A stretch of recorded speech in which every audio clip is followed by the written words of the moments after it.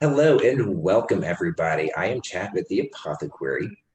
In honor of celebration in National American Indian Heritage Month, I wanted to do something special. And it kind of took me a minute to think about how I really wanted to kind of present this year and do something for people who really actually need a voice now with COVID, then everything that's going on. So it kind of came down to giving a voice to voices that don't really have a voice out there. And that is why I have invited a very, very, very special guest to join me today. Her name is Emily Vass. Hello, Emily. Welcome. Hi, Chad. Alrighty. So, jumping in here, Emily, I grew up with Emily and her family up in Northeast Ohio. I really cannot remember a point in my life that you guys weren't in it. So I wanted to give Emily a platform being a Native American woman, also being an avid essential oils user. Like, what better combination and what better person to have a conversation with? So, Emily, welcome to the channel. Let's start out with a quick introduction. Tell us about yourself. Oh, goodness. That is a loaded question. But yes, so I have actually, Chad, you were 3 when we moved next door. So that's why you don't remember life without me. So, Like, yeah, you have always been around. So, cheers to you, sister. yes, yes. And we've supported each other a lot through the way because we've both sought out our educations.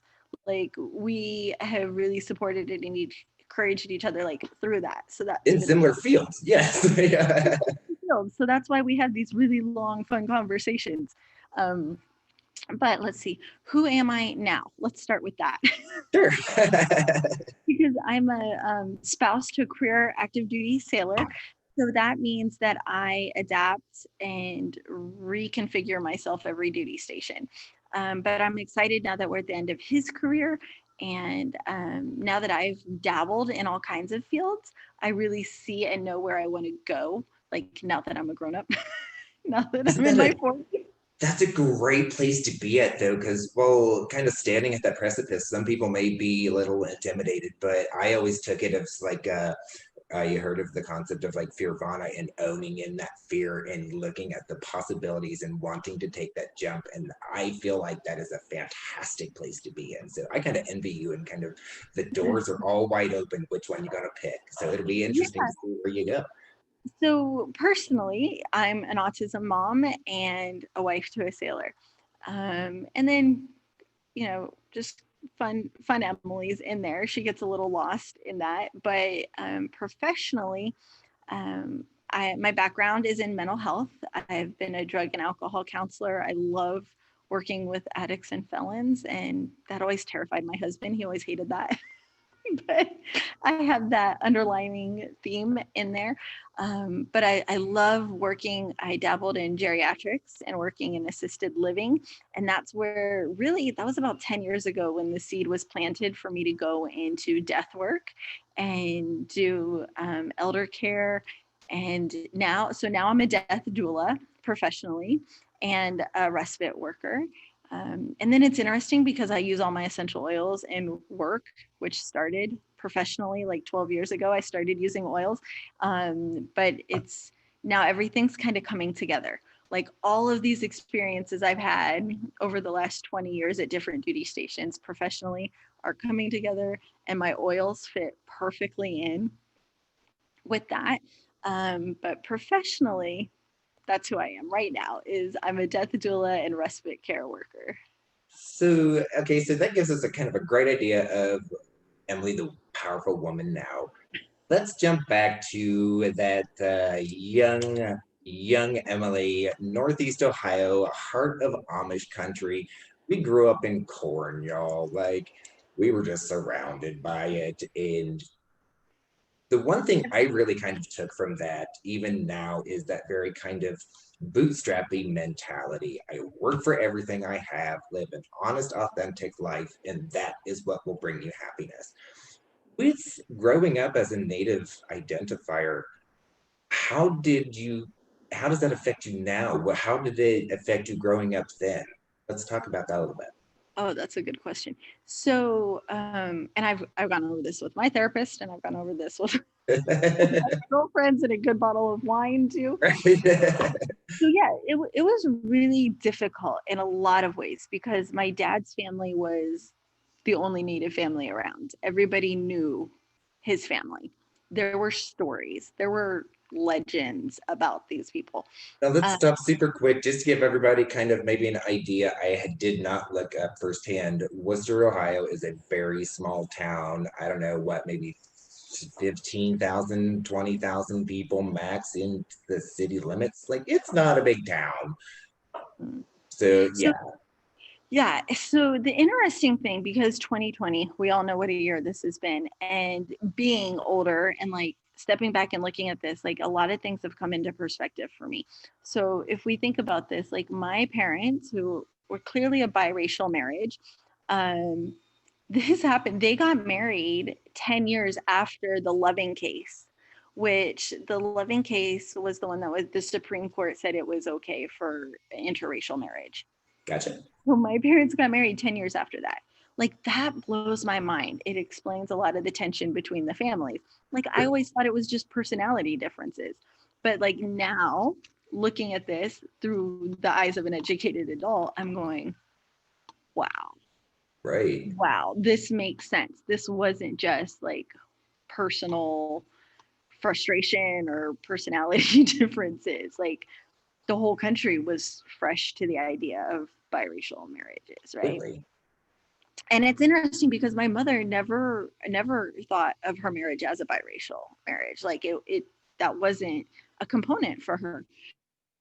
And then but my dad, of course, he's like, how would you not have thought, like how do you not think that our children are biracial? So it's interesting to hear their versions of the stories now, like going back, because like I remember an aunt at Thanksgiving informing me I was 8 years old and that I was biracial. And like my mom was furious that, you know, that somebody would say that word to a child. And Sure. And so it that kind of beautiful that your mom had that mentality, the visors off kind of thing. But let's be real here, Mama Susie, love you, but you's white, girl. Like you's pretty white. So there's privilege. Yeah, there's privilege there. But she, you know, she was a fierce advocate, right? Like she wasn't gonna let anybody treat her child like that. And my mom has stories of like it blew her mind. Like watching people follow my dad around the store. Like my mom could have taken anything she wanted. But the way that people would follow my dad around the store really, and you know, the things that he would um encounter, like she definitely saw it and it broke her heart to know like this is his reality, especially like when we would travel or do things like that too.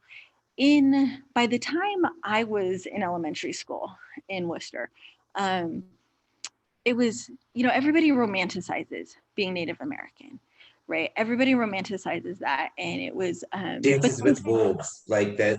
That's what everybody goes to thanks to mainstream media. Appreciate it. Yes. right. And it was everybody was in all of my dad, and my dad's very charismatic and a very people person. And so, you know, and I think he kind of ate up the attention too. And but it was, you know, he would come in every Thanksgiving. Oh, here comes Emily's dad, because we got to have the real live Indian at show and tell. And and my mom, you know, my mom was great. She would make the fry bread and bring it in. And you know, my mom is great at making the foods that my grandma passed down and showed her.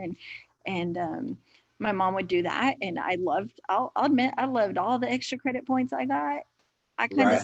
I kind of slacked off in the fall because I knew I was going to catch up with extra credit points. So I played into it. I was a kid, but it was very difficult. 2020 has led me to have some uncomfortable conversations with my family because they I mean, we just didn't talk about how uncomfortable things were. And it really surprised, I think, my mom and my dad when we talked about those things this year, because you know, my dad taught me like, yeah, what your aunt and uncle on that side of the family said was really hurtful, but they love you and they didn't mean it. and you're Christian, so we're going to forgive them and love them anyways. Like there was no addressing it, right? Silence is compliance, right? You just, and then because it was never addressed, they never thought it was offensive. Like, but still to this day, like people will, on my mom's side of the family will say something to me, either political or, and I'm just looking at them going,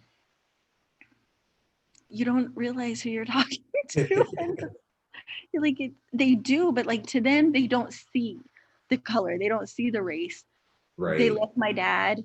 My dad eventually became a very well loved part of my mom's family, but there were family jokes that were really inappropriate and that were excused because, oh, from that generation, right? Or Right. if somebody says that, or but it was still very uncomfortable. It Sure. wasn't okay for some of the nicknames, even though they were being said with intent of love. Some of the nicknames weren't appropriate. They were still hurtful. And we're kind of hovering around this topic, so let's just kind of go ahead and jump onto that. What do you prefer now, kind of 2020? Is it different than when you were growing up? Do you prefer the term Indian or Native American, Indigenous, or now what is it, other or special people, or what was the Something else. something else? That's what I was saying. You're something else now. I've So always known it, but now that it's official. Yeah, so it's interesting because it's kind of goes along the whole mascot thing. Like it breaks down to like personality, basically. Like the way I was raised, when I think about it, the way I was raised is like there's other issues to deal with besides like fighting over one word, sure, right? Like there's core issues that need to be handled. pick and choose your battles. Other, right. Sure. But academically we could go back and we could argue that like, well, if we don't change the language, like words are thoughts and thoughts are actions and actions are intent, like it builds, so it makes sense. um Indian is, to me, this is just my opinion, Indian is something that we joke around and call each other. We don't like it when other people tell us we're Indian. um just it's one of those things. I had to explain to my pulmonologist this week why it was offensive, and he's Indian.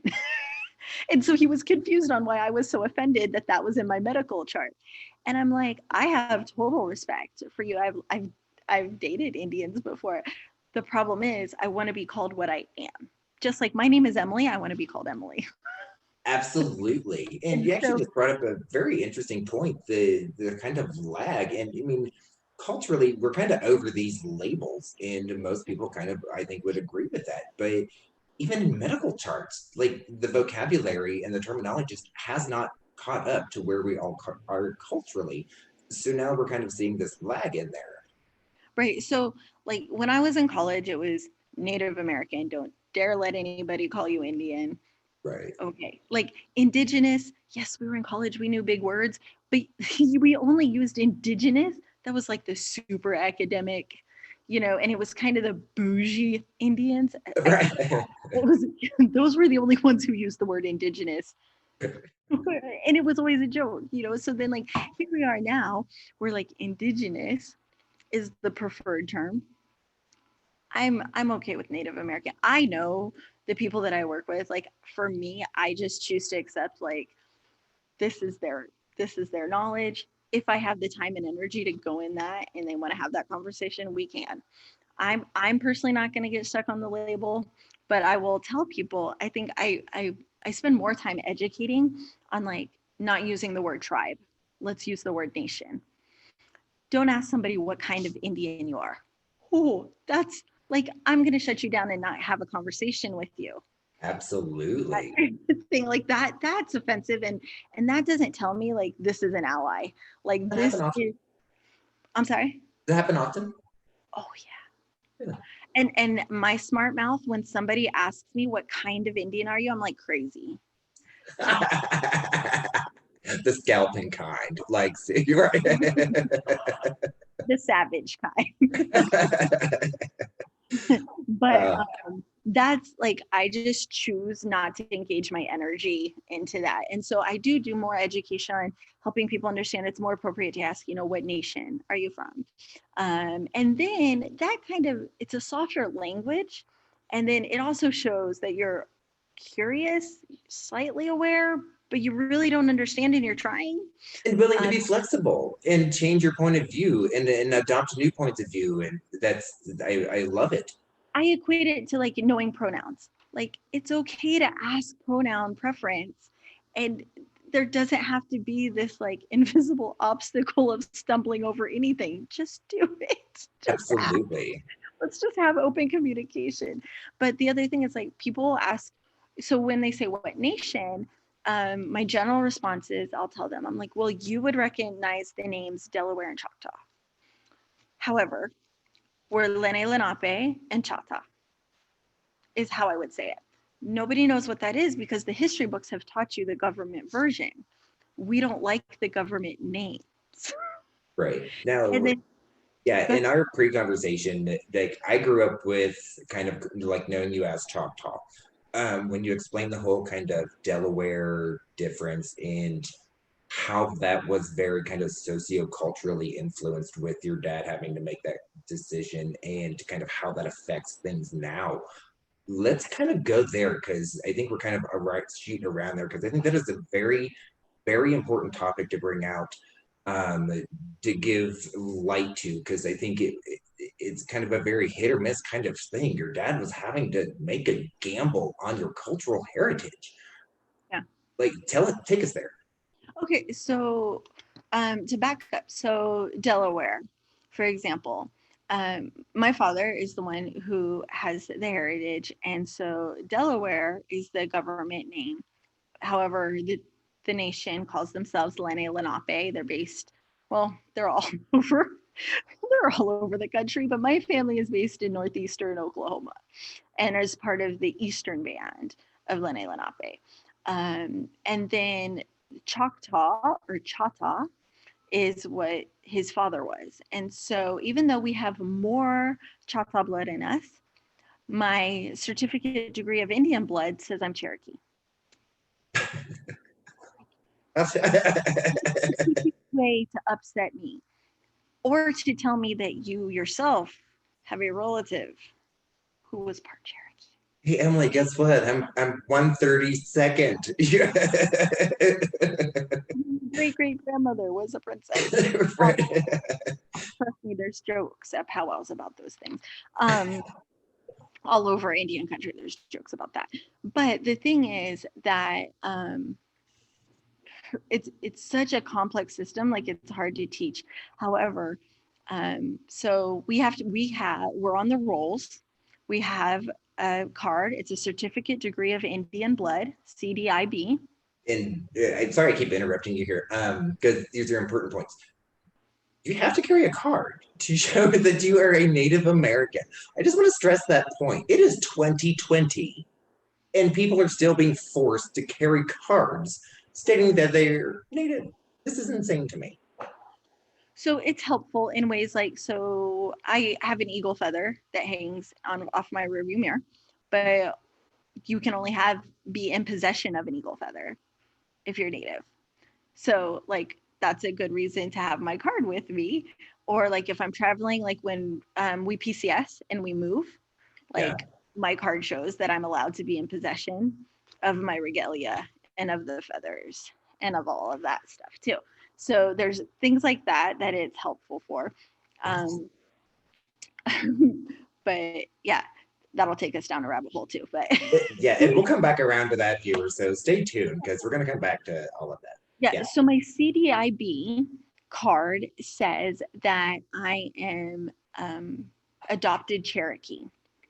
I'm Delaware and Choctaw, but adopted Cherokee. And then I have the tribal membership for the Delawares because at the time that my father did my roll card, he had to choose. Basically, they made you relinquish one tribe over the other. You can't claim membership to both tribes, even though that's what your bloodlines are. It's all written in the rolls. They keep track of this and they've tracked all my ancestors. And the interesting thing is, so when my dad was doing it at the time, my uncle advised him to register us as Delaware because they are part of the Cherokees and there would be more money for my college when I got to college age.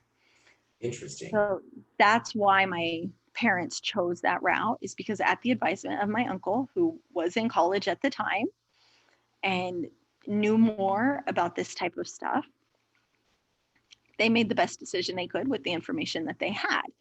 Um, but throughout the different recent presidencies, they continue to take away the sovereignty from the tribes.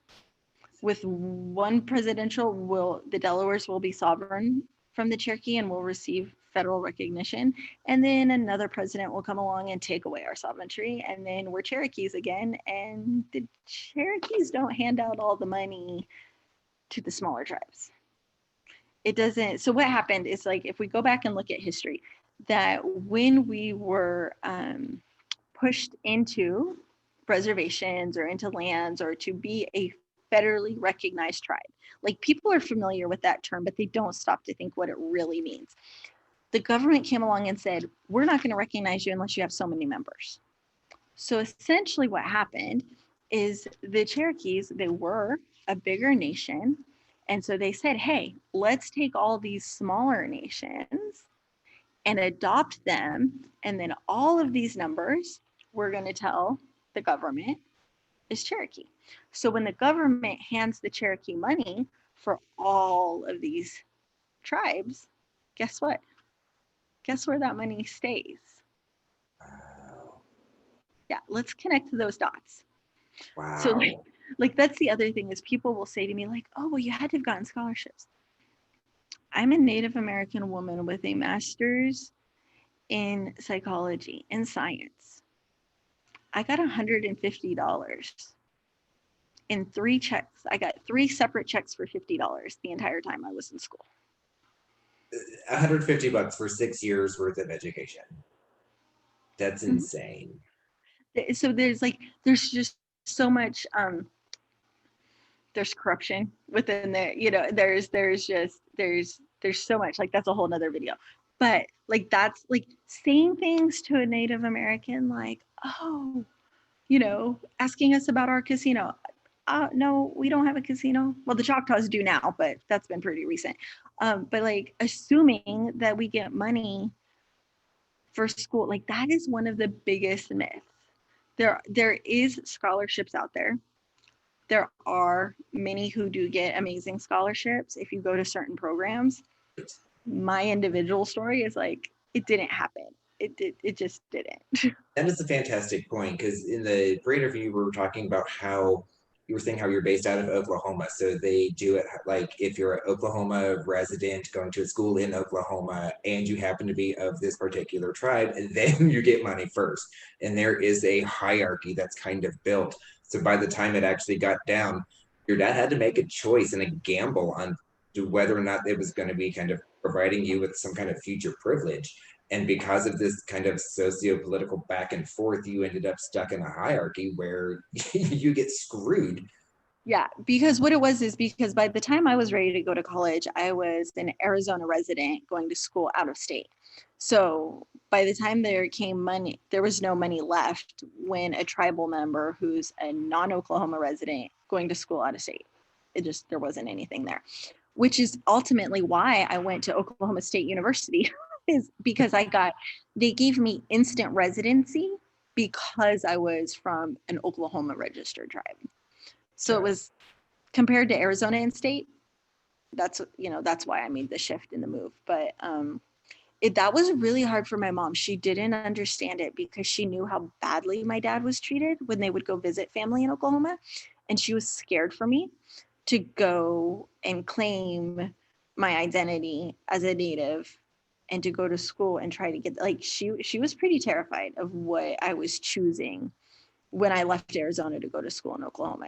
And it was really hard for her that I did that. And I think a lot of things have been really hard for her. And because again, like, so they got married in 79.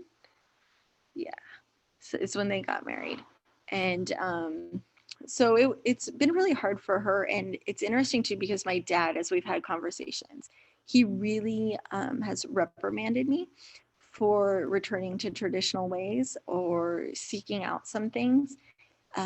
He really feels like I'm squandering the privilege that I've been given, that he and my grandfather and my great grandfather, and that all of them, all the horrible things that they went through, and that's really hard to reconcile. Like, I have big emotions and feelings about that, because I have natural gifts and talents that I firmly believe are generational, but I was not groomed to understand my gifts and my talents. It's taken my entire adult life to kind of understand this, and to learn and to be able to manifest things. And so Sure. when I go, like, I want to go to my relations and to ask them and to be guided by them. And I know my dad has a lot of these experiences, and he's made it very clear that he disapproves with me returning to traditional ways. It's very difficult for him. So I struggle a lot with my Christianity versus my native heritage, and like how to reconcile that. For my dad, it's very clear. You're a Christian first. You're an Sure. Indian second. I'm on a different path, and I recognize Christianity, and I will identify as a Christian. However, there's I see some other things. I see a lot of gray areas. And then I see some parallels, and I'm like, this is just wording. Sure, Like, yeah. I mean, we could put get me, into the whole religion versus spirituality kind of split and yeah, debate. That's a whole other topic. But I mean, that's kind of interesting that it brings you right up to that kind of point. but yes. So Interesting. that's that's I'll keep talking, but you bring on the next question. 1 second. I've had that building. Excuse me.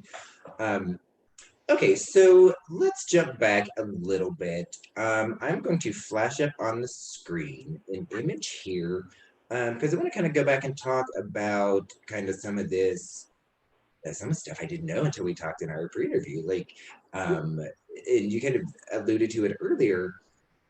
There was not much of a native presence in Ohio. So your great grandfather had some influence, especially with some native workers and getting some education. Let's go back and talk a little bit about your grandfather. What can you tell me about him? Again, we're going to flash the image up here that you supplied. So tell us a little bit about your grandfather and what he did in Ohio.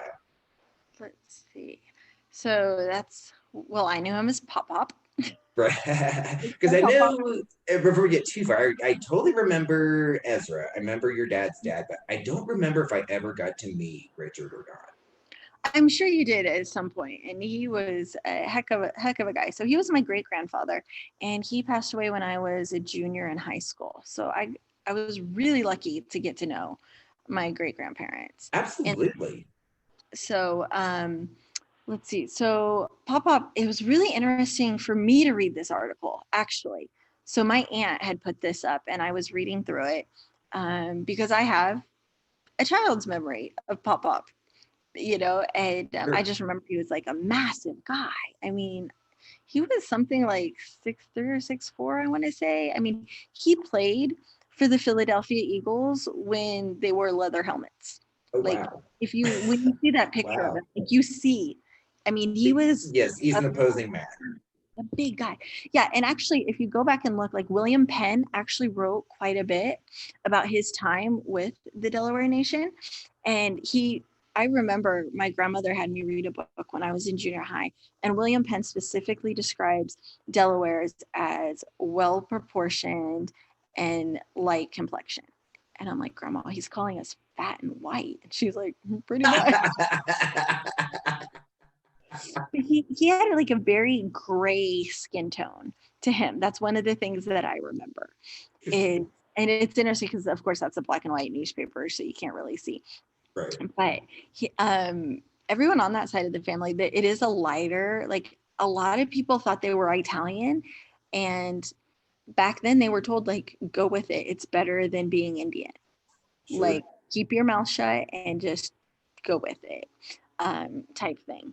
But so it was interesting for me to read this article and to learn more about what my great grandfather had done as far as his work. Like, I've known that the men in the family were all welders and the tradesmen, And so it was really great to read this because I know that my family, like my dad put me in trade school. He taught my brother his trade, and like that was always super important. But I never really even got my own family history until I read this article that talks about Pop, and he was one of the head leaders for a unit for the union, pipe fitters union, out of Akron or Cleveland, and he really organized a lot to help them understand like how important this was. And this was one of the ways that I love in the article where he says, he's like, the Indian students have more patience for learning this.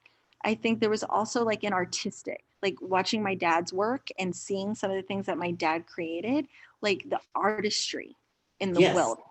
Yes, the pride in the production of your labor. Oh my gosh. Yes, that is something that we just do not have in modern society. Yeah, so actually, so it's interesting. There's, let's see, so as far as I know, Pop was the first welder, but I'm not positive about that. So, and then his son was a welder, his son-in-law was a welder. I mean, my brother is a welder. He does more auto body work, but he has that skill. Hi, Adam T, by the way. Yeah. And so it was interesting that they all did that and that they all stayed in the trade. But like reading that article, Pop was wanting to get there to be apprenticeships and scholarships for more Native American students to get into the trades. And then it's interesting because my dad was only 10 years old at the time that that article was written. And when he was 18, he represented the United States in a VICA competition over in Korea. And if you're in Wayne County, you can go to the Joint Vocational School, and there still is this huge case of like my dad's welding helmet and all the newspaper articles, and like he definitely had his time. Yeah. That is fantastic. I did not know that. Oh yeah, it's a huge thing. And every time we went on a field trip to the Joint Vocational School, we had to stop and see. So I mean, you know, my dad, it was really great because my dad was able to kind of turn around the family history in Wayne County. Before my dad did that with the VICA competition, the Indians were only known for being the drunks and the troublemakers. Like when the barkeepers would call, the fall leaf was drinking too much, like, and his brother, like they were big men, the cops didn't come. Like that was the family story. And my mom, she grew up, she met my dad at the Joint Vocational School, and so she grew up in a whole nother county. But when my grandpa Keister found out that she was dating the Indian boy, he forbid it because he's one of those drunk Indians. Because all the way over in this other town, like, you know, they knew about Pop's drinking. Wow. You know, so it's like even though he did true alcoholic fashion, right? Like we can have a profession and we can have this persona, but then we also have the addiction. And so it was interesting for me because I had only known the family trauma and addiction side of it. And so when I read this new newspaper article, it was able to give me this whole other side of Pop professionally. And then to like be like, wow, that's why my dad threw me in trade school so quick, right? And that's wow, like, and to see, and then to also see like the turning point, like what my dad did do to work really hard to change that family history of being the drunk Indian. Like he was the Indian who represented the county well. Like, and my dad's known all over the country as an amazing welder and for his artistry and how pretty his welds were too. It was something that he was always complimented for. So I remember coming home or coming over to your house one weekend, you know, everything being fine. The next weekend, there was just a giant A out when you guys lived by Triway, like giant metal railing in front of the house. Next thing you know, there's a damn A in the middle of it that's like all circle and beautiful. And you're like, where did this? Your dad would just turn out stuff that was just cool, you know? when he served as a CB, and then we got this big anchor. Remember when he put the anchor by the flagpole? Yes, yes. So there's a yeah, and so and he did a lot of side jobs too for like a lot of the farmers in Wayne County, and gosh, it's skipping my mind. All the other counties around Wayne. Yeah. Mount Eaton. What county is Mount Eaton? I forget. Oh Anyway, Lord, you asked me too quick. I don't know. They're all going to kill us. We're going to edit this part out. he would do a lot of side jobs, for family and for other people, and do welding, and like everybody was always impressed with the beauty of his welds. That's fantastic. Yeah. Let's jump to let's go to like your kind of college era. So you coming into college, obviously we just kind of touched on money being an issue. How was like dating and relationships, meeting your husband as a Native woman, kind of going through that kind of time period? What was that all like? That's a fun one to talk about. My therapist enjoyed this one. So, Here's to you, Rob. We're not. let me preface it. I've been with my husband 20 years. We've been together 20 years now. But let's see. So actually, everybody was surprised when I brought him home because he was really the first white guy that I brought home. Interestingly enough, like he presents as a white guy, but he's not how he identifies.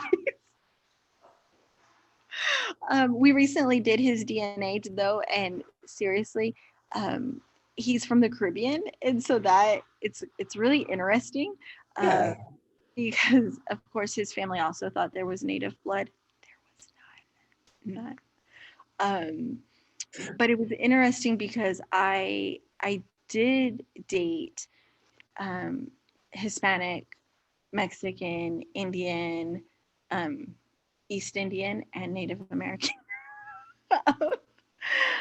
But I when it came time to looking for a husband, those relationships all had some pretty toxic elements to Sure. them. And what appealed to me about Rob was things that, looking back, was very interesting. Like he was in the service, there was stability, he had goals, he had educational goals and ambitions, and like he knew exactly what he was going to do. Like he knew since he was 15 he was going to work on planes, he was going to be a jet mechanic, he loved his planes, and so like that consistency. I've always been fly by the seat of my pants type of person, and I always kind of dated those types of personalities too. And so I just was attracted to that stability that he offered, and that I just really hadn't seen with any of the other partners that I had been with. And so, yeah, it's interesting to look back at that and think about that from a cultural approach. Like, and people would always ask me, I'm like, well, I was going to college. I went to high school, and let's see, the first 3 years of college, it was south of Phoenix. Like everybody was Indian or Time period Hispanic. right is what, right around 90, 95, 96 or so. You guys moved from Ohio to Arizona, right? Yeah, I think 94, 95 is So when like we that. went to Arizona. So I was just kind of like, I didn't purposely, like, there was just an abundance of, like, the Gila River Reservation was right there. And then Chandler, Arizona, mostly a Hispanic population. Um, it's really funny because people will still tease me. When they meet me, they're like, "Oh, what are you?" And then when I identify, they're like, "Oh, I thought you were Mexican," and I'm like, I get that. Like, it was my Hispanic girlfriends that taught me my makeup and my attitude. Like, and, I will still I cut you. Right? I've had 6 years of Spanish, and and so I can adapt to that, and I can slightly communicate in Spanish. I do a Yeah. lot better when I've been drinking.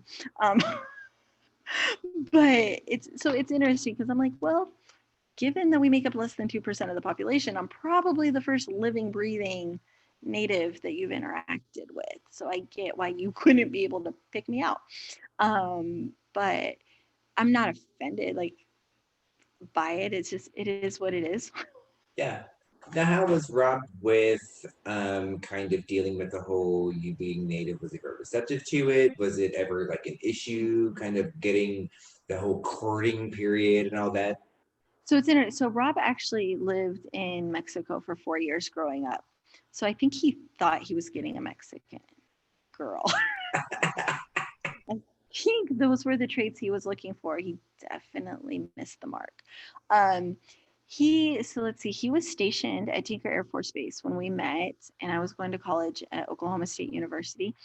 And I don't even remember the first powwow I took him to, but he always went to powwows with me. He would help me dress. Like, he was always very reverent and respectful, and it was never a thing. I think that's also like part of his personality. He's very introverted and he's very observant, and he was curious.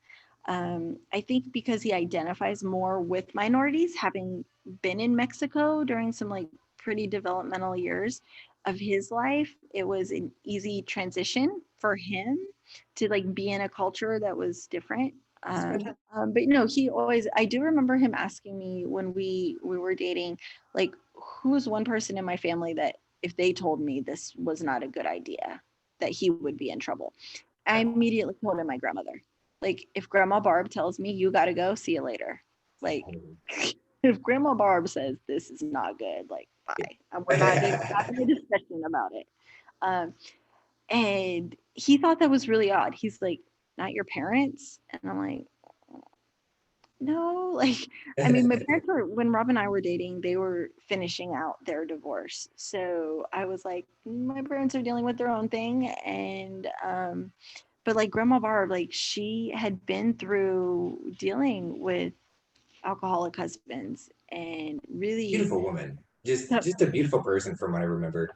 yeah, like, she's been married a few times and she's like lived this life. And like, if grandma, like, I'm gonna trust grandma's wisdom. If grandma sees something or feels something, that's, and it's funny because now that I'm older, I'm like, oh yeah, like, there's still, I still, which my grandma and I don't always agree on everything. We really don't. And she can get under my nerves and drive me crazier than anybody else in this world too. But still, when it comes to some certain life things, like, I do respect the wisdom that she has gotten from surviving being married to alcoholics, and then also just growing up in the time that she did grow up, right? Like, because Right. she's what, 84 now, and it's just like, I still, yeah, we have a very interesting relationship, my grandmother and I. Alrighty, so let's jump back. Before we get into your kids, I want to throw up another image here that you gave me of your grandpa. And pardon the term because we kind of mentioned it earlier. It's almost like him in like white mode. So the first image I showed was him kind of in profile with his headdress and regalia. This one sitting there with your great grandmother. One, I love the quote at the bottom where it says like moved in next to, because that was like a status kind of that, oh my God, you live like in adjacent to a native. Oh my God. But Wait. They live in houses and not teepees? right? Oh my God. What? So it kind of very much shows this very interesting dichotomy of how kind of Richard had to present back in the day. Now, kind of jumping forward with your two beautiful, beautiful kids. What now? Drew's what, 15, 14, and Lissy? Andrew's 16 and Andrew, Alicia's yes, and 13. 13. Yes. Okay. So beautiful, beautiful children. So let's kind of get into that a little bit. How are they kind of with the whole process and kind of do they present as native and kind of jump in? Let's go. Oh, okay, sure. So, I never really took my kids around powwows, even though we were stationed in Oklahoma. It, interestingly enough, we did bring Andrew home for his naming ceremony when he was 9 months old. He was born in Spain, so we brought him back to meet everybody when he was 9 months old, and we did that around powwow so that he could have his naming ceremony. That was super important, and we did that. What And is, then, can I ask, what is his native? yeah, Andrew's is Op Langwa, and that translates to white star. It's beautiful. I did not know that. So that's his. Alyssa's is Alanquatet, and that translates to flying star. And then mine is Atete, which means little flower. And all Beautiful. those names, yeah, all those names are in Delaware. But after we did that naming ceremony, I didn't take my kids around the powwow circuit because it was a very difficult time for me. I associated a lot of the toxicity in my family with a lot of just the horrible things that happen within Native communities. And I was really struggling with a lot of the relationships in my family, and I didn't want to be around it, and I didn't want my kids to be around it. And so we didn't do a lot. So they weren't raised in it. I wasn't raised in tradition. Sure. Like I was raised to be aware of it, but I wasn't raised in it. Sure, and to not to interrupt you, but even kind of growing up, again with your brother adoptee and being over there, I don't know, however many weekends, there were always seem to do like little small indications here and there, a blanket on the back of the couch, or some beadwork that your dad, bless his soul, taught me how to do some beautiful beadwork back in the day, and I absolutely loved that. And so there were just little kind of small like trinkets here and there, but it was never like a fully immersive experience or anything like that. It was a very much kind of middle class kind of growing up. Right. We were definitely my dad and my grandpa assimilated very quickly, and they did very well for themselves in that way. I definitely I went into psychology as my major, and I can see the threads, and I can see the hurts, and I can see where the things were not healed, and I see the addictive behaviors and the rigid thinking and the um, just like I see their paranoia and their anxiety and how it translated into the family relationships, right? And so being conscious of that, how Yeah, do you not pass it on to your kids? It's you not inadvertently force it on them. right. No, I totally have struggled with it, and I've struggled too because being identifying with my native side and then not being a part of that culture, like it's hard, it's rough, and it's hard to explain. It is. As far as with my kids, like we've always had kind of like you said, those subtle things are still around my house. There's the pictures and there's blankets and there's family things that were passed down, that beadwork that my dad and my mom did. My mom has done some amazing beadwork too. And because like so my mom and dad would work together on projects, like there were arrowheads from my grandpa Keister's farm, my mom's side of the family, and my dad would turn those into spears and arrows, and they would, one did beadwork on one would do beadwork on the other, and it was one of the pastimes that my family did as a whole. Like we I did sports, like my family was big in sports, but like that was my brother and I playing and my parents being spectators, right? Like sure.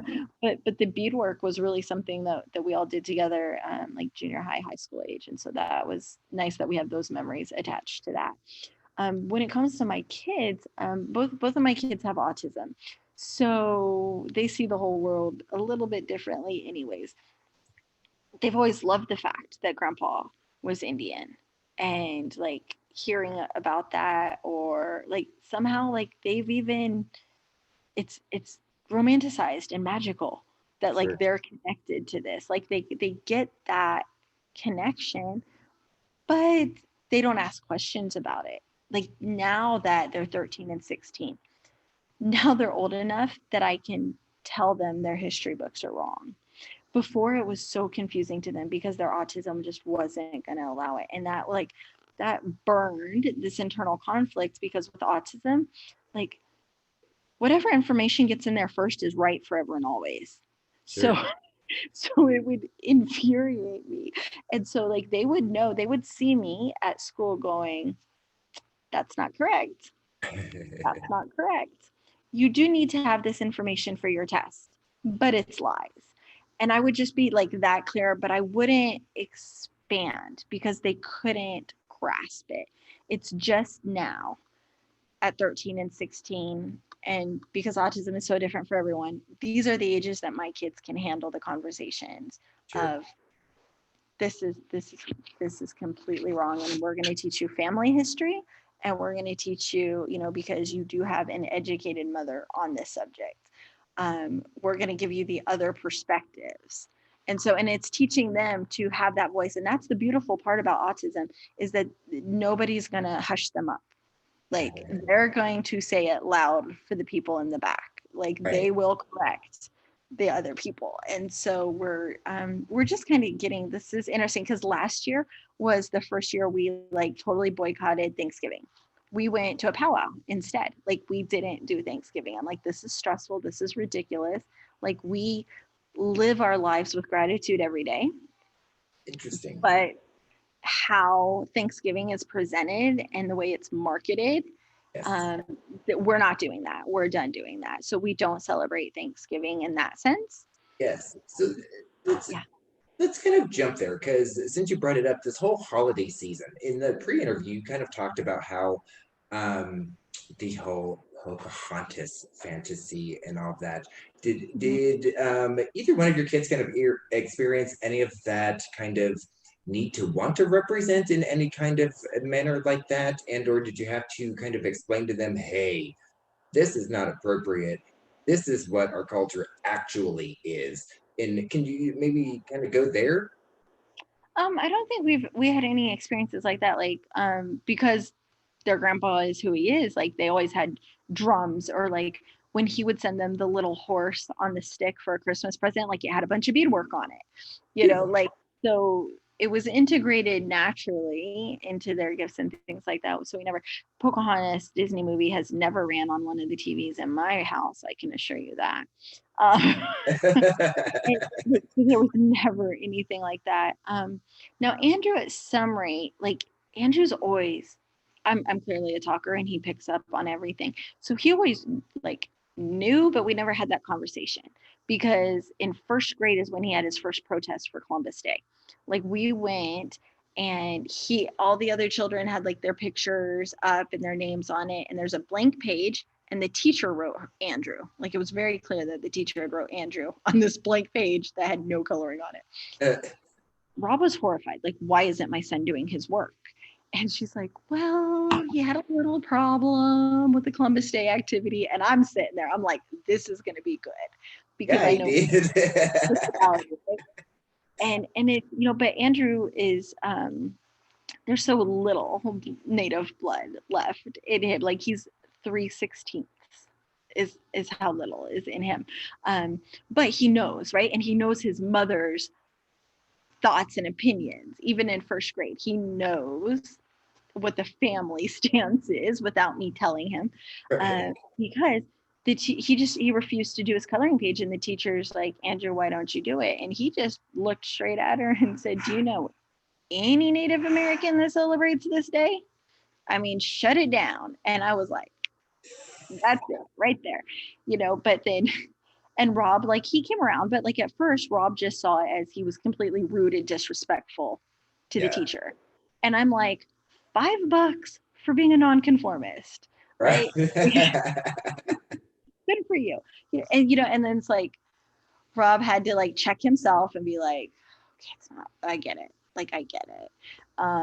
But and Andrew has questions, and Andrew has a lot of gifts that I feel are a direct connection to our heritage.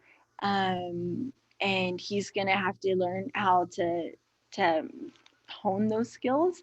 Sure. I'm struggling to help him because like I wasn't groomed into my talents, Right. and so I'm trying to teach him.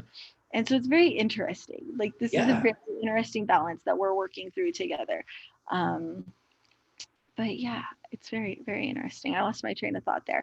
But You're Alyssa, Alyssa has more of the physical attributes that people attribute to Native Americans. Like sure. she's got that stoic face, like in the picture that you have of my great grandfather as a baby, like that stoic look. Like that's Alyssa. Alyssa looks like she will cut you in a heartbeat, and she's just like, it's my normal face. I'm like, you're grown. Like you're the size of a grown woman. You can't be just walking around. Like you got to be able to back up your face, sweetheart. Like Right. you know but then and it's interesting because they both got the different traits that I associate with our native heritage. um, they're both very artistic, they're both very intuitive, and it's interesting to me to see other people give those attributes to their autism and not to their heritage.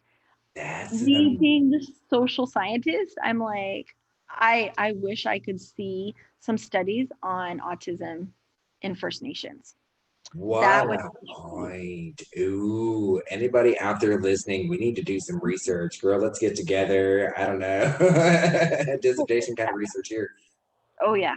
Well, and I've written a piece starting down that road that, but so maybe we'll have some more authored work on that. Absolutely, because obviously I can guarantee you there's nothing out there in the literature to support any kind of notions like this.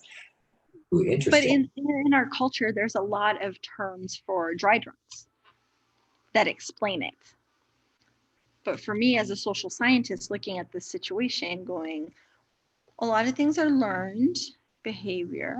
Yeah. However, I have a hypothesis about those dry drunks Yeah. and realigning that and honoring the gifts that they have. But I mean, changing that narrative there. Sure.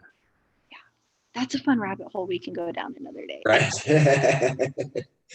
Let's shift gears a little bit. I love talking about the youngins, but let's bring some oils into this. When did you kind of get into essential oils and how do they kind of work into your daily now? Yeah, so Andrew was 8 years old when I first started with oils, and it was, he did not have his diagnosis at that time.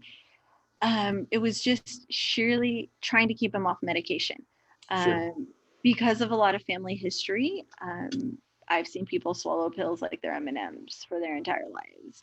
I've always leaned more towards the holistic side. And so somebody at the church that we were going to at the time introduced me to the oils, and I took to it right away, and it just seemed like a natural fit. It made sense. I started researching things on my own. I was already looking at like detoxing and like understanding my own body. I was dealing with some weight issues myself and health issues. And so, like, the oils just came to me at the right time. I used them with Andrew. I was also learning a lot about gut health at the time. And so, everything just kind of meshed. And so, I just started like with one oil, like, because I could only afford one oil at a time. Right. But I would research and learn, and so I started building it up. But yeah, so Andrew's 16 now, so that's we've been using oils for a long time. I Anybody tells me anything, I'm like, this is the oil you need. This is Right. how to use that oil. This which oil do you like? You can use it 15 ways, let me tell you. But it started out just using them to help Andrew to keep him off of medication. Ultimately, as Andrew grew and as we started to understand all the many facets of him, he is somebody who will always need medication assistance. But I wholeheartedly believe that by teaching him self-soothing, by Mhm. teaching him things like emotional freedom technique or tapping, people know that as tapping, teaching him those things, including the oils in it, I really believe teaching him that self-soothing coping style, that we're able to keep his medication doses lower than the medical community would prescribe. Absolutely. And again, of course, I wish there was science we could point to suggest that there is an actual kind of link like that. But you've seen that kind of result in both of your children, right? Yeah, both of them, and they both are very different with their autism. Like everybody talks about autism on the spectrum, it's very much a matrix. Right. My children are on the high functioning, low support end, but they're very opposite ways this way, sensory wise, all kinds of things. One's very extroverted, one's very introverted. One internalizes everything, the other one has explosive behavior patterns. And so we use the different oils for different things. And so it's very interesting. For anybody watching with little children, my favorite, it's called Monster Juice. We use it to keep the monsters away. Is But who is it made by? What is it? What is it? well, so I've always used doTERRA is just the brand that I've always used. I think we may have And a couple of people out there in the group and on the Facebook page who are doTERRA members or sellers or anything like that. yeah, and then but it's citrus bliss and balance. And that's the one that I would mix together, and I would make an air freshener. And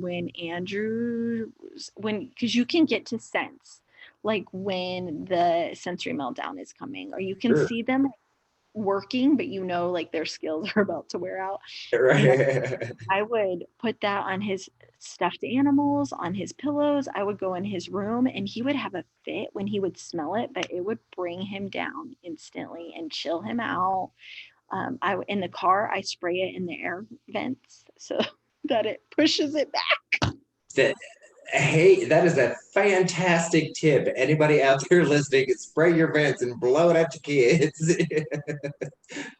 All the time. Yeah. Because he would cuddle with the dog, I'd spray it on the dog so he would smell it. Any way to get it into them, right? And I use oils with my dog too. I have tons of ideas of how to use the oils with my dog too. But no, definitely. And it's great because once they got older and like they started staying home by themselves, if they have a stomach ache, they can put as much oil on as they want because there's no way they can overduce it. You know, Sure. but like the digestin, when they have an upset stomach, Andrew hates the digestin because it works so quickly. Yeah. But it's like it has to get that stuff out of your system and you feel better quicker, right? He Right. doesn't think it that far out, but and he'll tell me, he's like, Mom, you know I'm really sick if I'm asking for my oils. He doesn't like the oils, but he admits that they work. Yeah. And that's just his sensory issues, not liking the smell and the feel of the oils. Sure. Alyssa, on the other hand, Alyssa didn't take any medication until she was 9 years old. And so we managed everything with oils with her because Interesting. because she was already small when we started with Andrew. So she wants her oils first. She gets very nervous about having to take medication. Like if she has to take a medication, she gets very nervous about it because why can't my oils do it? That's amazing. Yeah. So, and I've got Um, everybody in the family using oils now. Like, you right. know, if they're getting a gift, it's an oil. Right. Christmas coming up, just so you know. But yeah, no, I'm definitely, and I definitely believe it. At first, it was really weird for me, but once I started seeing changes in my family, full-hearted believer as far as like making my own laundry soap, like stripping our clothes to get the chemicals out. Like when you read what's actually in laundry soap, you know, that type of thing, Yes. and then those chemicals are on you and in your skin, and then like, and my kids were just super sensitive to it. Yes. Um, Absolutely. and and I definitely feel like removing those things from our lives, removing the heavy chemicals I was cleaning with, um, did it fix it all? No. Like it's a whole, like we had to change a lot of our lifestyle, Absolutely. but I feel like we receive enough benefit that it's totally worth it. Absolutely. Years ago, I read an article that talked about how there was absolutely no oversight or regulation for like perfume industries or body sprays or anything like that. And if you think about it, where do you tend to put perfume? On your wrists, on your neck. Those are main artery points. It's getting absorbed directly into your blood skin. And if nobody's Right. watching what you're putting in there, at least I know what is in lavender. It's Mm-hmm. lavender. You know, there's no question about anything. Yeah. Well, Yeah, and two, like I learned about like where to apply the oils so that they get into the system so they break that blood brain barrier quicker, sure. which is super important if you're an autism mama to like get that kid pulled out of that, you know, because sometimes it is better to just like let their body short circuit, like don't try to stop it, like let it play out. But if you can help their body, if you can support them in coming down quicker, right? So it's like it was really important for me to learn like the key points that we put on the bottoms of the feet Mhm. because it gets into this, the pores are bigger on the bottom of the feet, so we do that. The crown of the head, the Yep. back of the neck, like, or right on the spine, Mhm. like right in there. I'm also a huge believer in chiropractic care, so like I believe Yes. it's the combination of chiropractic care, the essential oils, the, and then, you know, I wish I could get him away from processed food. Right. One other place I want to point out that I'm pretty sure your mom told me, but you told your mom, so I'll give you credit to it anyways. But that was the roof of the mouth. And I will swear by this one, I had a splitting headache the other day, took some actual Tylenol, which I do not do, could not get it to break. And I finally walked over to my apothecary and put a drop of peppermint on my thumb and shoved it against the top of my mouth and just started rubbing. And you could tell when you hit that spot, my brain changed. I don't know what it is, but peppermint, roof of your mouth, headaches. It Gone. works. Yeah, I do like right in the center and then right on each side is how I do it because that's just what works for me. But like I told you, like you'll find your spot. Yeah, Um, but yeah, that's crazy. amazing. I'm glad it worked for Yeah, you. it worked beautifully. I was kind of like, hey, Josh, I hate to admit Emily was right, but yeah, I need to tell her. She was totally right.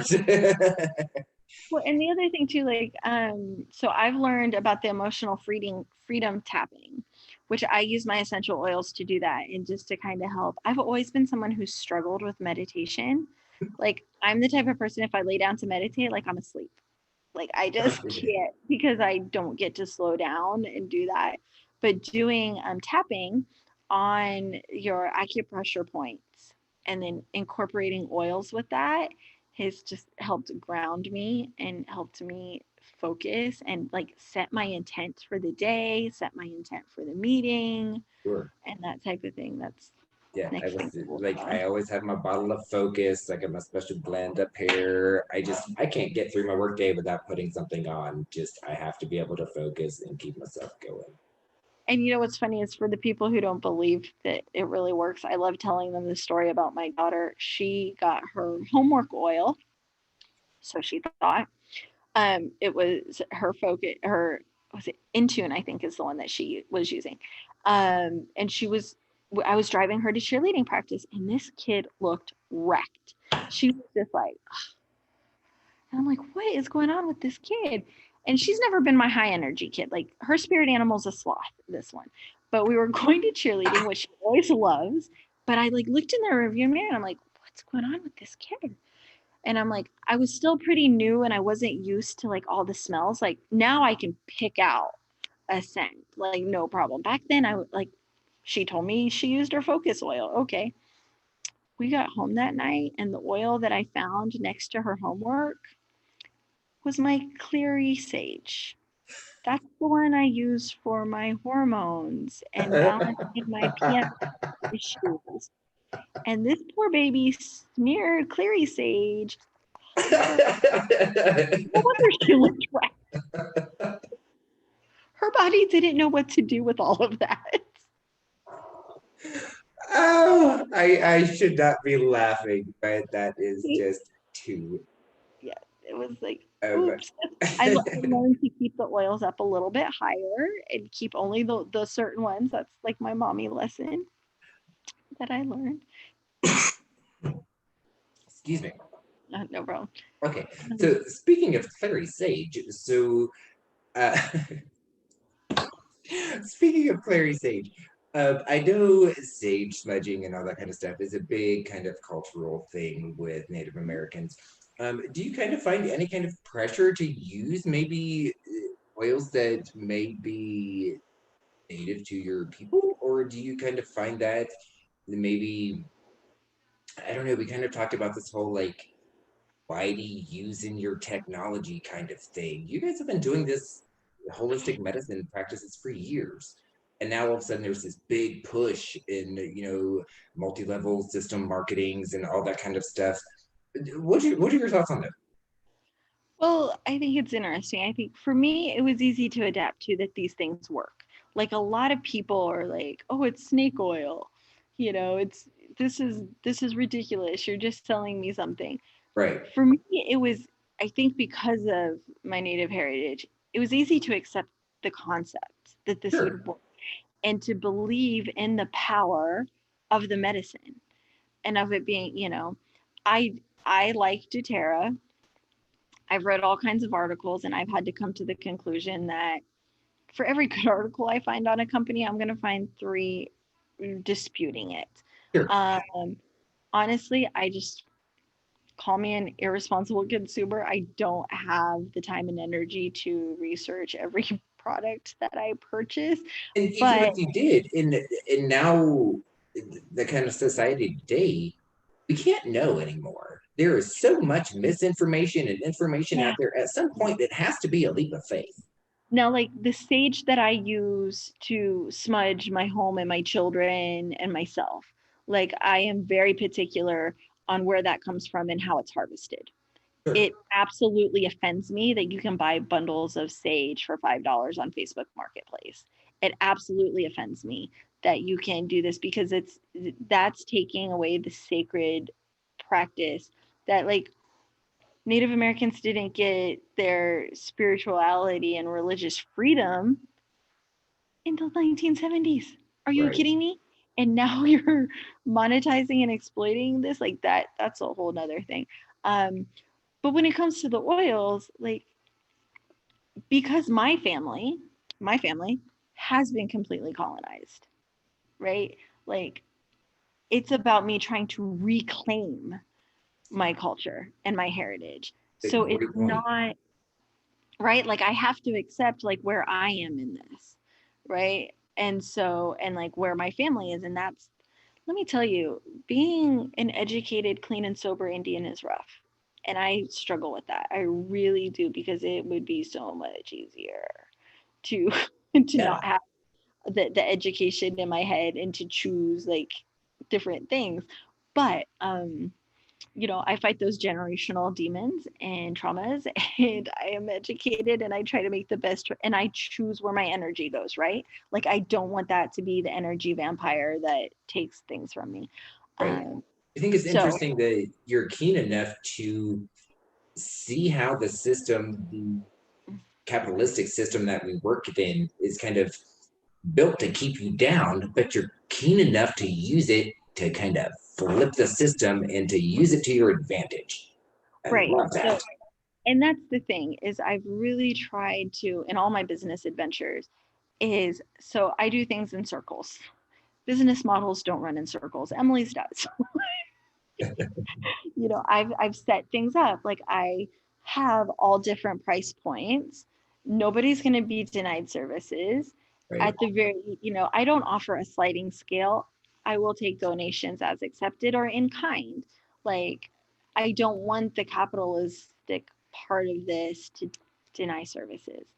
Sure. uh, I also know my bill collectors need cash with colonizers pictures on it. So I have to develop a system and to make this work. But it's interesting because even as a death doula, like the oils are so important in holding the sacred space when we're transitioning into death and as grievers are trying to accept their role of walking into this. It's amazing what the essential oils can do and help with in that. Because if we can manage the anxiety and the physical manifestation of all of that, then we can start to work through this. And the sooner we accept it and work through it, that's where the brilliance is. And it's not even like my brilliance. This is just it's a sensory, it's using it's this healing shift, right? Like so many parts of our society have been taken away from us. They're like we no wonder we're spazzing out. No wonder our bodies are just don't know what to do. Sure. Like we've lost connection in daily living, right? So I really feel like the essential oils help ground, and I have other methods, other things I do with whether it's the autistic kids that I work with in respite care, whether it's an anxious family member who's struggling to accept the diagnosis or the dying person's wishes, or whether it's just like diffusing oil when we sit a family down to talk about end of life documents because nobody wants to have that conversation. But if we can set the intent, if we can have those things that are calming us sensory, because most people are willing to admit there's like um, memory scent, right? Sure. If you think of something, it takes you back. Yep. And it's tapping into that knowledge and using different things. Like And it's funny because like lavender is great, it's amazing, and it's wonderful, but it's not a go-to for everything, Right. right? I have like balance. I love balance to ground me. Cool. Adaptive is a blend that I've recently fallen in love with, but it's also like when I teach people tapping, Hmm. it's also teaching them to get back into their breathing, right? Like we can't function if oxygen isn't getting to our body. Right. It's basic, but it's giving people the routine and the structure that nobody, like everybody's just like, stop it, don't do that. No, let's feel it, let's Yeah. embrace it, let's work through it, right? Like that's very like there's no going over this. Like Right. So you it's kind of really brought it up earlier. Let's jump to, you mentioned being a death doula. Kind of, for anybody out there watching who may not know what a death doula is, kind of talk about that a little bit more and kind of how much you maybe use these oils in your process. sure. So as a death worker, again, more terms that people are fighting about. Right. Okay. I don't mind the word death doula. There is some negative connotation to the history of doula, and that's why people don't like it. I call myself an end of life planner, end of life care coach. Kind of depends on the person that I'm speaking to, like their generation, Sure. how I do that, or a death doula. And what I do essentially is I come in and I help families have those really uncomfortable conversations when someone has received a diagnosis. Let's sit down and get the documentation done. Let's figure out how we're going to make this very uncomfortable situation manageable. There's a lot of things that we can do before death that will make the life of the grievers so much easier. From personal experience, from my husband's personal experience, from your personal experience, I don't know why this is not a nationally funded, a huge kind of program because everybody needs some kind of help Mhm. in this kind of situation. Yeah, well, and that's it. 10 out of 10 people die. Like, Absolutely. well, and we're all going to experience it with our loved ones. Right. So why are we entering into this life circle part anxious and scared and afraid when we know it's coming, when we can be prepared for it? And so the thing is, my heart is because I've seen in my personal life that the unhealthy management of grief is what destroys families. It destroys lives and it destroys families. So if I can just help anybody transition into their role as a griever, and I think the key component to doing that is knowing that you served your loved one well in their end, that you supported your loved one well at their end, that is ultimately going to come back and help your healing process. Is that something that's part of your native culture? Well, I think we've always taken care of our dead. We've always handled our dead a Right, little slightly differently differently, than normal whites. Yeah, slightly differently. It's very uncomfortable, I think, for my mom.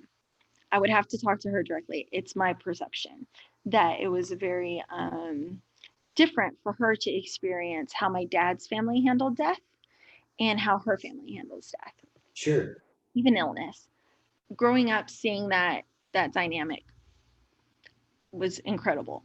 Um, Seeing my dad's family was just like, it happens, it's coming. They almost see living a long life as a punishment. Right. Like the whole mindset around death is different. Um, but then also, if you feel like you have connections to your ancestors, and if you have the ability to communicate with ancestors, it doesn't make losing them as scary. Sure. And so there's, if you feel like and so for me, I identify as an empath. It's something that I've always been comfortable with, the idea of death and being around dead bodies and preparing dead bodies, and I've always actively participated in that part of death. And so even like I had been around it so much. Now, growing up where we grew up, when somebody dies, everyone in 3 counties comes. So Right. like, I remember when I was doing a certification for my death doula, they were like, how old were you at your first funeral? Like, other people are talking about their cats and their dogs. And I'm like, okay, I don't even remember my first funeral. I can tell you the first time I touched a dead body. I can tell you the first time Right. I did makeup on a dead body. I can tell you the first time I helped change clothes or change the wig, or like, I can tell you the first time I saw the ashes of a loved one. Like, I can tell you, like, the first time I was like, and it blew my mind to hear how some people like literally didn't bury their first loved one until they were in high school. And I'm like, and then to like how to hear how disenfranchised they were from the process or disconnected they were from the process. I'm like, no wonder 20 years later you're still struggling with this loss. Like, you haven't healed with this loss. Like, you're so Sure. disconnected from the process. So it's, I really feel like that's one of the part of the things I love about the work is encouraging people to do things like living funerals, to do things like home funerals, or to do green burials, or to have alternative care. Yeah, like, I'm very passionate about that, and we'll have to do a whole nother series on it. But Right.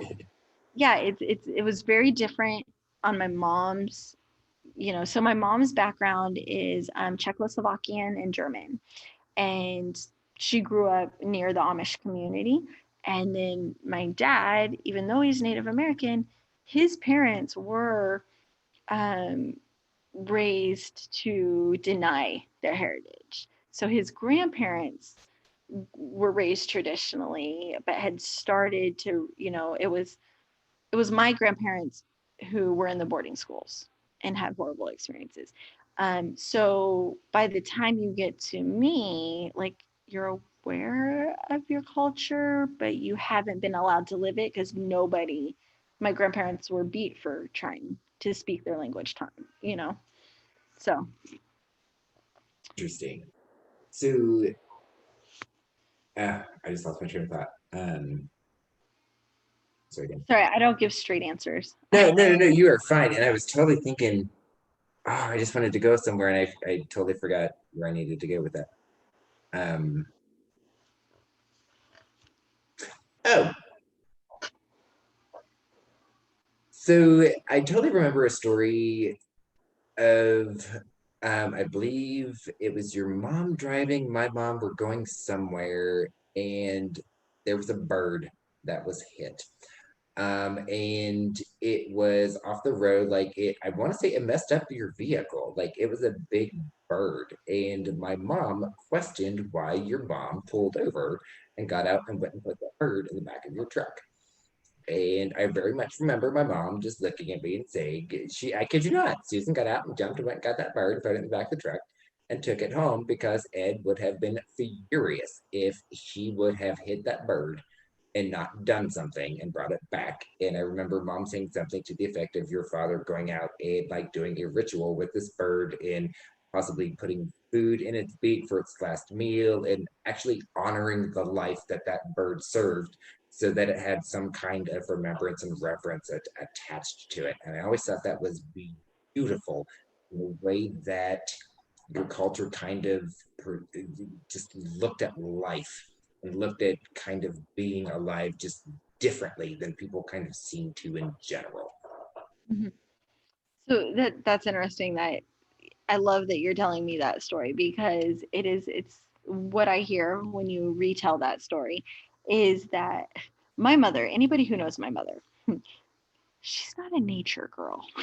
Love you, Mama Susie. She's not a nature girl. So the fact that she still honored my dad in knowing, like, she still honored his beliefs and his culture and knew, like, despite her own feelings, Yes. you know. Now, she grew up on a farm. She had reverence for animals, right? Like, but to get the bird and put it in the truck to take it home for ceremony, that's going above and beyond. Like, that's exceptional that she would do that for her husband. And to to allow him to go and do that. And there's a few things, like my dad definitely did do a lot of ritual, and he would teach us, but it wasn't like this is part of our heritage, Right. right? Like I didn't know those were Indian things he was doing until I got older. Yeah. And so, but yeah, that definitely sounds like that my dad would do that. He would make sure that there was a proper burial and that the creature was honored for the life that it had. And, and I'm sure there was a component of just regret and sorrow that these two worlds were colliding. Like, Sure. why was nature and how did a vehicle hitting the bird? Like the bird was meant to fly. What went wrong when the bird Right. came down? And Right? what Was kind the of bird a sick?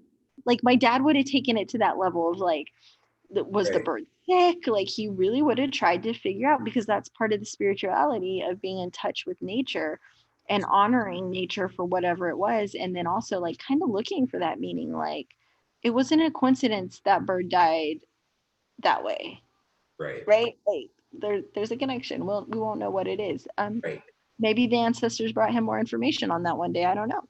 And that kind of perfectly suits you for the work you're doing with this kind of cultural connection, your oil connection. I mean, it perfectly suited to have that kind of mentality towards death and life. Yeah, it's really for me, I'm seeing like all the big dots finally being connected, right? Sure, it's a beautiful Yeah. thing. So and it's interesting too, because it's still hard. Like I think when people find out that I'm a death doula and that I'm able to sit vigil with people and they're dying and to help their families understand like this is where we're going. These are the phases of active death. This is when we're in active death. This is what we can anticipate.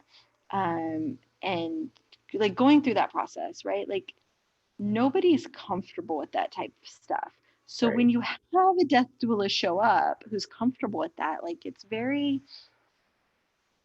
awe, right? Like I don't even know what the word is to And then describe. especially to have somebody be like, or here, have some lavender. It was like, I'm already experiencing some stuff, and now you're going to tell me to start smelling some stuff. So let's kind of go into that. How does that kind of work into what you do? Because obviously, like calming and relaxing and all that kind of stuff. Walk us through a little bit about what are your main oils that you'd like to use for kind of doing what you do. Sure. So, well, it all depends on the moods of the situation and the personality of the person. And that's what I try to honor is the personality. Like I'm not coming in there saying, we need to be chill and this is what we're doing, which I think is very entertaining for people when they see like me and my mouth are going to go into a sacred space. Well, Emily, the friend, is very different than Emily, death doula professional, Sure. right? Like I can go in and read a room and help assist whatever the situation is. So, frankincense, I always have frankincense on me. That's my go to for a lot of things. You and me both, sister. Right. So I use that a lot. And it is also just like a deeper scent. So the men don't get offended, as much as like the flowery or things like that. It's more of an intriguing, I think, scent. Sure. But it's a very calming scent. I really like that one. I don't use straight lavender very often. I do like the lavender vanilla blend. And so serenity is what they call it. There's a serenity and there's a console. So I like both of those See. for different scenarios. And then also, I do like the citruses. I love to work those into a lot too, because a lot of people just need like, it's just naturally uplifting. Yes, I was gonna say that heightening. It just you can't not smell that and just kind of open your eyes a little bit and kind of refocus. Hmm. Absolutely. Yeah. And then I love, well, and it depends too. If we're worried about any pain issues, lemongrass is amazing for inflammation. Love that one. I love to do adaptive is a new one that I've fallen in love with. Like when I just don't know, when I'm struggling to read the situation, that's a good one too. I typically like to do to do in the diffuser, something that's just very calming, very relaxing. Sometimes I'll do a blend of different things. Especially in the winter months, I always have like an On Guard or a Thieves oil. But those Thieves. Thieves oil. Oh my gosh. smell the best. Yeah, but see, the thing is I feel like in death and when we're approaching death, when we're dealing with death, like more communication is done non-verbally. Mm-hmm. Like, believe it or not, I know how to keep my mouth shut. I don't use my mouth as much as I use my hands. And it's touch. Yeah. It's getting the oils into, rubbing feet, just communicating the physical presence and the physical support. Absolutely. Right. And so really, those are the things that I like to do is I like to use like a mix of the frankincense and the lavender or one of the lavender blends and just do some specific touch techniques. Help a lot with that. And then with my grievers, teaching them breathing and EFT. And I usually let them just smell. Like I have a whole case. I don't think I even sent you a picture of it, but I have a whole case that I take with me to clients. And I just let them sniff out what they like. Like I have a general rule. The 3 that you like the most, you need in your life. The 3 that you dislike, you also need in your life. Yes. There's a reason that you don't like that. Your body's supposedly craving it. I have actually read that. That's supposedly supported by science. So that's my little thing. Alrighty, so last question. Let's jump in here. So we talked briefly. One of the very, very fond memories I have of your dad specifically was him taking the time to sit down and show me how to do beadwork. And I absolutely loved it, found it to be incredibly relaxing. And your dad did some beautiful stuff. Now I know you just recently went I got to through. pipe up and ask. Mom did some beautiful stuff too. Oh yeah, yeah. Sorry, Mama Susie. Yeah. So, Oh, that's what we're talking about. right, some beautiful stuff just came out of your family. Just multi-talented all around. So, what kinds of things do you pass on to your kids? Do you keep like full headdresses and that kind of stuff? What kind of regalia do you own now? Do you still do powwows, and how are you introducing your kids to that kind of stuff? Yeah, so interesting. So this is how I explain it to people. I'm like, we did not learn to bead until I was 14. So my grandmother would have been 54. And that's when it was finally safe to be Indian, right? Like that's when my grandmother started reclaiming her heritage by going to cultural preservation at the tribal center Interesting. after her first husband died and when she married her second husband. And when she moved back to Oklahoma and she was around her cousins and her aunties and her relatives and we had a cultural center that we had cultural preservation classes and language classes. And so, grandma started, she made sure that her grandkids knew. And I was 14 when I started beading. And it was right around that time that you saw us because we lived there out on Frank Drive in To the Worcester. point where your dad there was a whole table set up in the living room with just stacks of beads, and heaven forbid we'd be in the other room just hear God, just son of it, because your dad had just built the beads everywhere.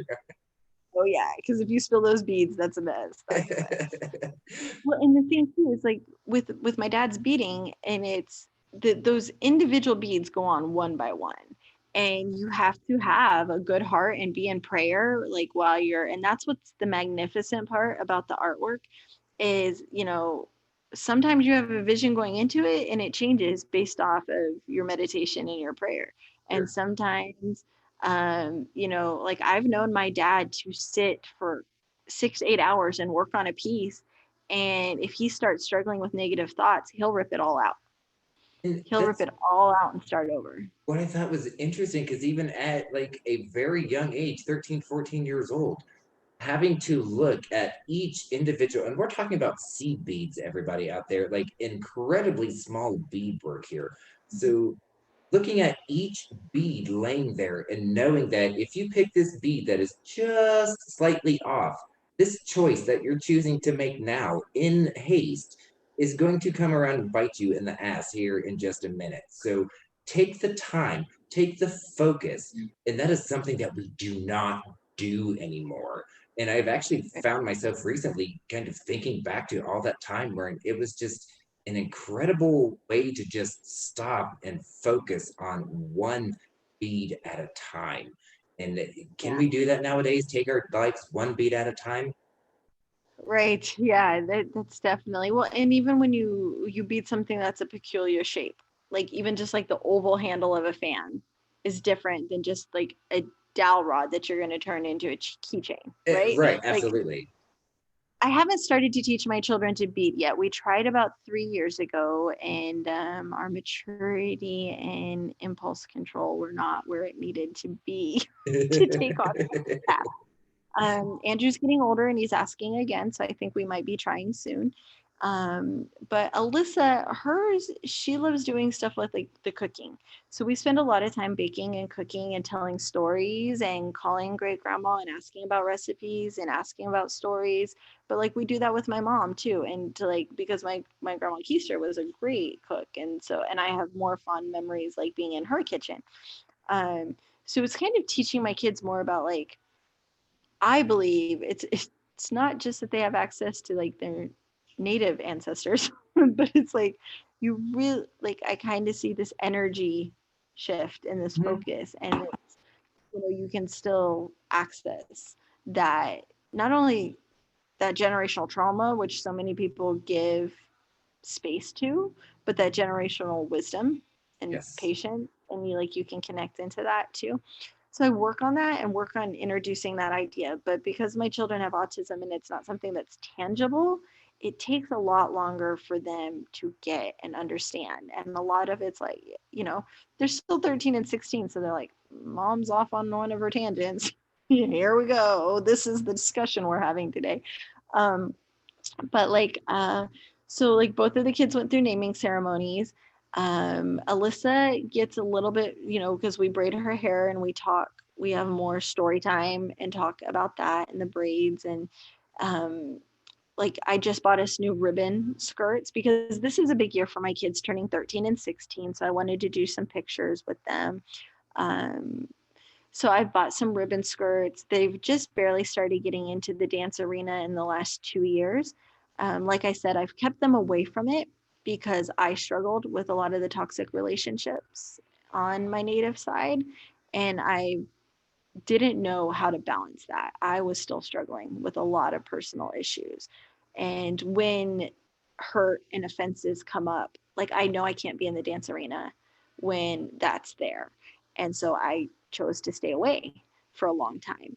But I'm coming back to it and saying, okay, because now I'm a little bit wiser, hopefully a little bit more mature, and separate. I can separate them, the culture from the hurts and the offenses of the personal, relationships. And so Alyssa's just now like we're gonna make a shawl over Christmas break to go with her new ribbon skirts. Like so, it's gonna be tedious work, but it's simple work, and that kind of fits her autism, like things that she might like. So we're gonna start there. It's great that you're Andrew, trying to find ways that are simple enough but still culturally appropriate to be able to incorporate her into this new kind but of like world. she loves painting. She loves that part of it. And so and I encourage her and I tell her, like I said, other people say, oh, it's their autism. And I'm like, okay, like whatever you gotta tell yourself. Right. And that's probably what they think about me. But like for Alyssa, like I see characteristics, that are coming out, and I just try to encourage them and embrace them. Andrew is amazing with animals, and we're city people. Like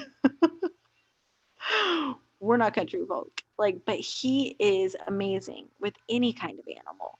Animals that don't like other people love my son. So he has kind of that connection. And I feel like a lot of his anxiety does come from the root of he's also an empath, and he takes on the energy of others, and he hasn't been able to build those skills in how to separate like what he can take on and what he doesn't have to take on. And I think the older he's getting, he's starting on his own to kind of figure out, like, I can get up and move away from a situation. I get right. And like, how many neurotypical people struggle with that lesson, right? Right. It's very true. So, but like, I choose to see it as these are, he's overstimulated because of his access to the energy that other people don't even realize is there. But Right. he's super sensitive to it, right? So Just other experiences that he's told me that he's had, I'm like, okay. But I'm waiting because of his autism, his maturity level doesn't match his physical age. And so, like, it's a very delicate balance for me to try to figure out how to explain this to him and how to help groom it in him. Um, because unfortunately, his autism doesn't like the routine that other parents are blessed with. And that yeah. drives them crazy. I was wishing we got part of that, but we didn't. Um, Alyssa does the routine and loves that part of it, and it's very calming for her. Not Andrew. Um, and it's funny because a lot of people think, oh, he's 16, like you've got this autism thing down. And then to But yes, it's as a it, tricky component. How to tell my kids because of the autism sure. nature, because they have such rigid thought patterns. It's hard to introduce the things that I connect with, the creativity, the storytelling, right? Like the things that are personally ready and available to me. Yeah. Don't get with them. Like my biggest joke always was like, yeah, like I'm a crazy Indian who's allergic to nature and can't draw. Like, and my son loves nature and my daughter loves to draw, which are kind of stereotypical traits. But it's definitely, I see it in their grandfather too. Like he's an amazing artist, sketching or painting. Um, he was always good with animals, but he's not like Andrew's amazing with animals. So yeah, there's different things.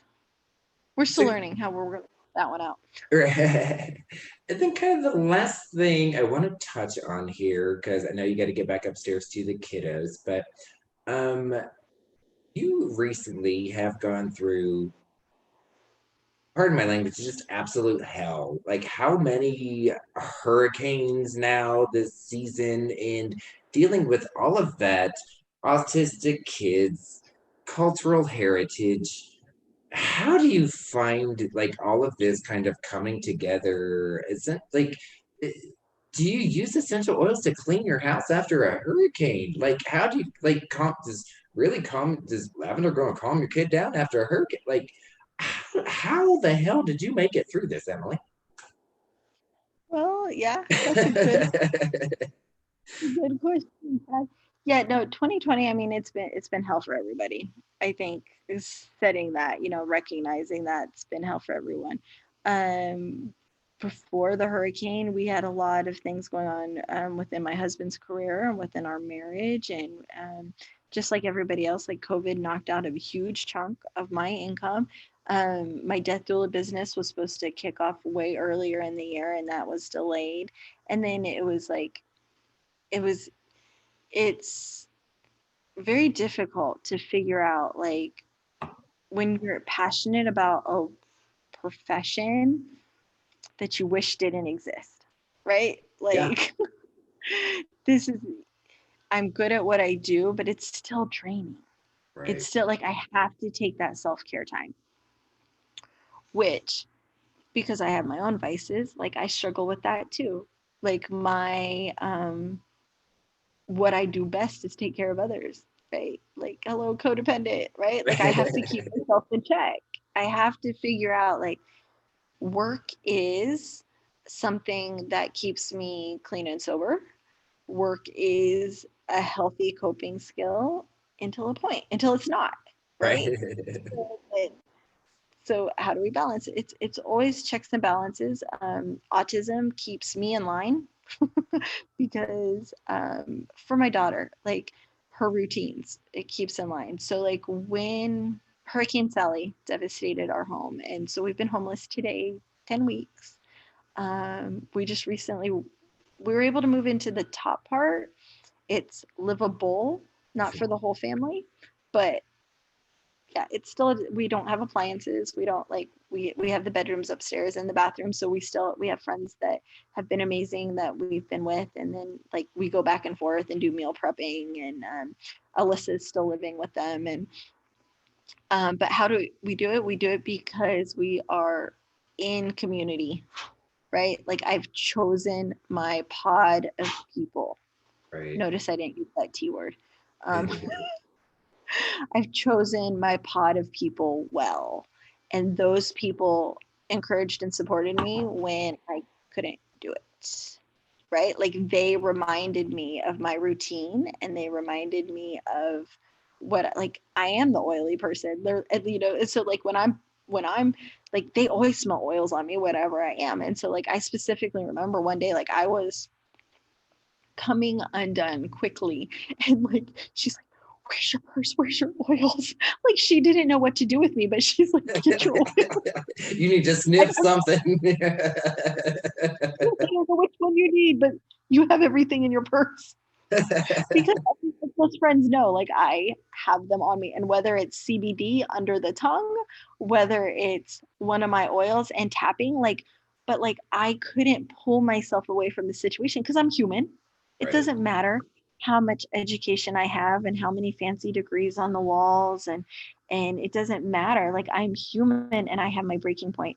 But even in that, because of the people that I'm choosing to be in community with, like they knew, like get her by herself, give her oils, let her do her rocking. Because I mean, you know, I'll be tapping and rocking and breathing, and like I have to get into my cadence and into my thing. And it's like I need to ground, right? Like, and because I've surrounded myself with like-minded people, they're like, get your shoes off, get to the beach, let's ground her, you know, like, and so it's like I have people who use the same terms and routines and rituals Right. that I do because I'm human and I'm gonna come undone sometimes, and it's okay. You have to have that safety net, that safe place to fall, to do that, Absolutely. and you have to know like which friend you call for the 3 hour conversation. You know that's safe to like let it all out, and you have to know which friend is like will make that run for the CBD oil when you can't leave your situation to get it. You know, Truth. you use your resources, and that's really and that's kind of the adaptability that I've built just from my life of you know, my dad was always a wanderer and traveler and gypsy at heart, and being a Navy's wife, I've never had the same community. Like my community, my pot of people change every 18 months. So, and it's just like I've also built that resilience in my own life of knowing like this is bad. This is real bad, but it's got to end sometime. Absolutely. And This has speaking been of, a longer one. right, so speaking of ending, that sounds like the perfect segue.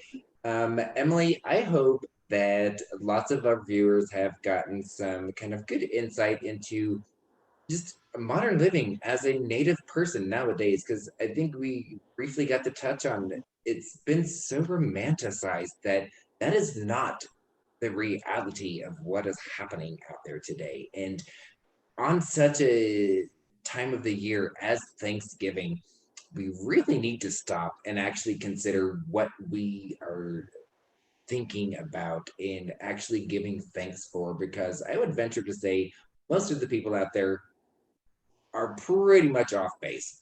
We have no idea what's happening out there and why we should actually be giving thanks, being grateful for the people around us and the time that we have on this planet. It's very limited.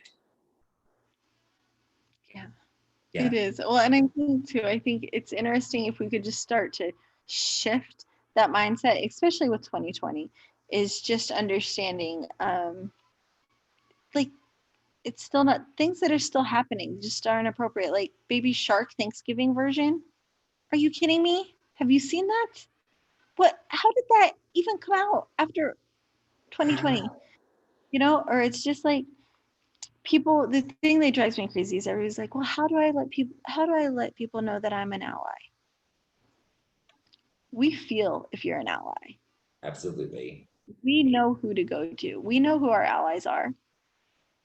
And that's the thing is like if you're stopping to ask, like check yourself, educate yourself. You will know if you're an ally based on how many people of color allow you in their personal lives. They will Absolutely. be respectful and kind to you on the professional basis, but you will know that you're a safe person when we let you into our personal lives. Absolutely. So the one kind of last thing I want to have you do here, you have free reign, whatever you want to put out there in the universe. Give me your Jerry Springer final thought. Oh my goodness. I don't even know. This No, is I your am just, platform. Give it to us, girl. oh my goodness. No, I just really appreciate you inviting me and giving me this space to connect and to talk and to share. And because I've always been in the helping field, I know very little about technology. Like, I'm always the one working with the people on the streets, the people in the bed dying. You know, technology is not a part of my life. So I appreciate just the partnership because this is something that people need to talk about and hear, and to hear it from like a friendly voice and a friendly face. Going through 2020 has been like really rough, and even a lot of the people that I work for, when I sat down and had some rough conversations with them, they were appalled and horrified and just shocked at what some of my experiences have been, what my dad's experiences have been, why I tend to have more paranoia. Like, I know to anyone who sees me on the street, I'm not a threatening person. Right. They don't see me as a threat. I'm still anxious and nervous going into certain situations because I have that generational trauma and anxiety that I carry with me. Sure.